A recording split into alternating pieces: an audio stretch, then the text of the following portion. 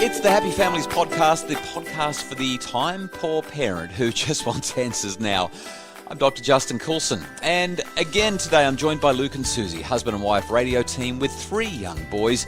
And today, because of all the questions, and we have been getting a lot... We've been getting a lot of questions about dealing with so many COVID-related challenges. I know some people are like, my ears are bleeding every time we talk about COVID. But we've decided that this is the reality. This is what we're dealing with. So we're doing a rapid-fire Q&A. Let's get into our quick fire question time, Justin. We'll get through as many of these as we can. Natasha has asked how to keep teenagers engaged in family stuff when they just want to hide in their rooms.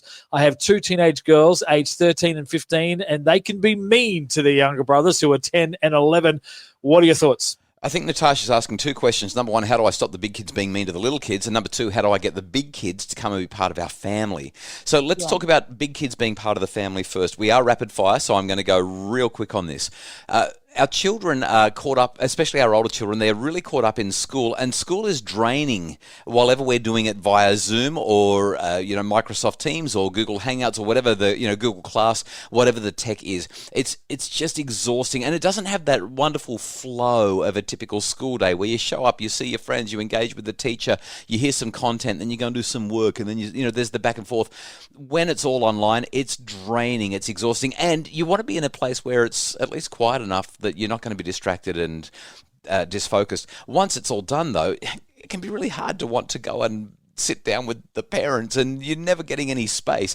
I think that what's really going on is teenagers are saying, we just want our own space, we just want a little bit of downtime. And as parents, we've got to find ways that we can facilitate their downtime while also having them engaged in family time. The very short version is that I would dive into a brief conversation around those 3 E's of effective discipline that I talk about all the time. Explore, explain, empower. Explore. Have noticed that you're really struggling to spend time with the family. What's going on? You're really hanging out in your room a lot. Explain. We miss you. We'd love to have you near us from time to time. Empower. What times do you think would be good for you to be with us, and what times do you think you really need to just have your own space? Beautiful. Awesome. All right, let's get the big girls to be kinder to the little boys. What are your thoughts? I think that that's a really tough game. But again, what we're trying to do is we want our big kids to have empathy for our little kids and vice versa. I mean, the reality is sometimes the little kids can be just so frustrating. My sense, though, is if we say to the big kids, have you noticed how your little siblings react when this happens?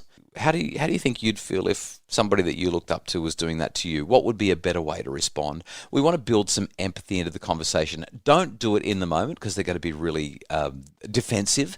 But a little later, maybe during the evening, sit on the edge of the bed and say, I noticed that your brother was crying today, and when I asked why, he felt like you'd been mean to him. Now, the big kid's going to say, well, that's because blah, blah, blah, blah, blah. And you can say, I know, it's really frustrating having the little kids around so much, isn't it? Yeah, it is. Well, what do you think we can do to, and then really empower them and work on solutions together. Ultimately, as the parent, you're not there to be the fixer, you're there to be the facilitator. And if you can ask good questions and help them to come up with good solutions themselves, your work is halved because they've actually got good answers inside themselves. I love it. All right, quick fire. So we're going to get to the next couple of questions. Justin, Melanie, do you think everyone will continue family walks and bike rides after COVID-19, or will we all get too busy to do it again? Let me gaze into my crystal ball. It's been really nice walking around my neighbourhood and seeing so many people out and about with their families on bike rides and on walks. I hope it continues. Everyone I talk to, not everyone, most people that I talk to are saying, we really hope that we don't have to go to the office every day from now on. We've been able to demonstrate that we can actually work from home from time to time. The most common response that I've had on my Facebook page from parents when I've said, what's the biggest learning you've had from this, is it's so nice to slow down. So I don't know if I can give a definitive answer, but I can share my hope that families will take that learning and take the good that the pandemic has created in our families and slow down and have that family time, because I get a sense from Melanie that she kind of likes it. Yeah, we all kind of like it, and I think it's something that we'd like to think we stick with. Chances are we're probably a bit more cynical about human nature as to how we get busy and get back into it. But let's just hope stuff like this sticks around. All right, our last rapid fire question for you. You've done amazingly well, can I just say, Justin? Oh, thanks so much. But this last one, I wish you the very best of luck. Why is it kids can down a Happy Meal in 5 minutes flat but take an hour to eat a proper dinner? Oh, that's easy. They like the Happy Meal. Didn't realise it was we're going to be done. so. I think there might be more to the question. Like, how can we get our children to eat their proper meal?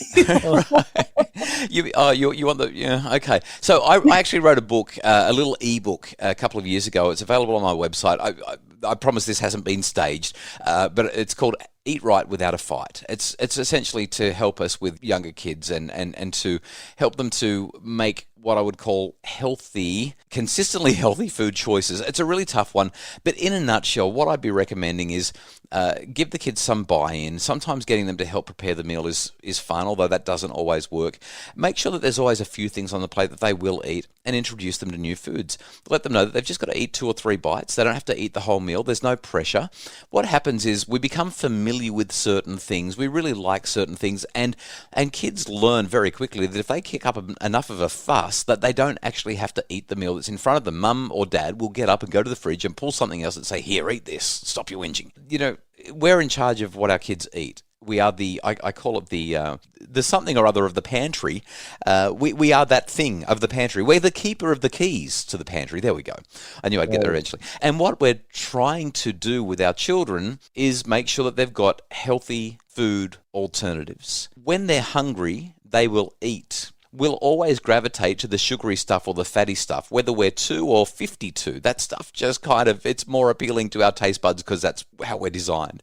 But if we can make sure that on their plate there's a couple of things that they will eat that are suitable food choices, and there's a couple of things that they're probably going to be a little bit tentative around eating, and then we just put the food on the plate, and that's what they eat. If they're hungry, they can always come back and eat a little bit more later on.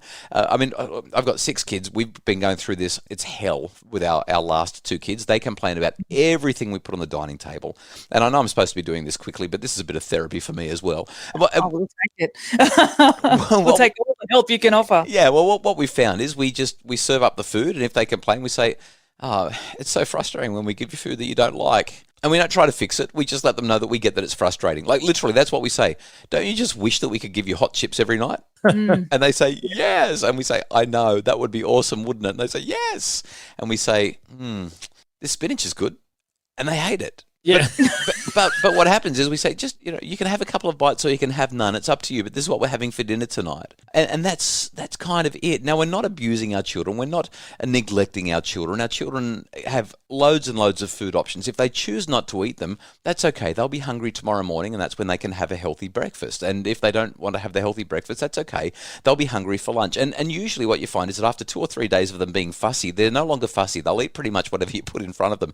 I'm not suggesting you starve your kids for 3 days. What I'm suggesting is put stuff on every single plate that they will eat, and then encourage them to try new things, because the more they try those new things, the more comfortable they become with those flavors, and over time they actually start to eat food that they didn't. But this can be a months-long process, and we just need to be patient.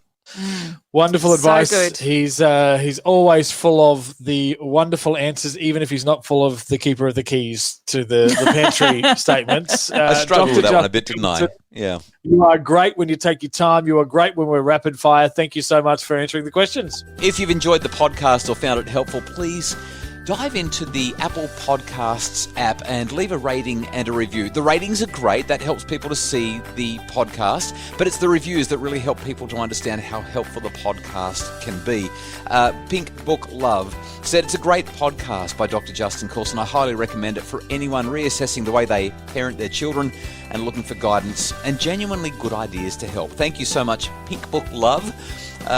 Really appreciate you doing that. If you'd like more info on how I can help, please visit happyfamilies.com.au or head over to my Facebook page, where there's all sorts of offers and a whole lot of other bits and pieces to help make your family happier. That's Dr. Justin Coulson's Happy Families.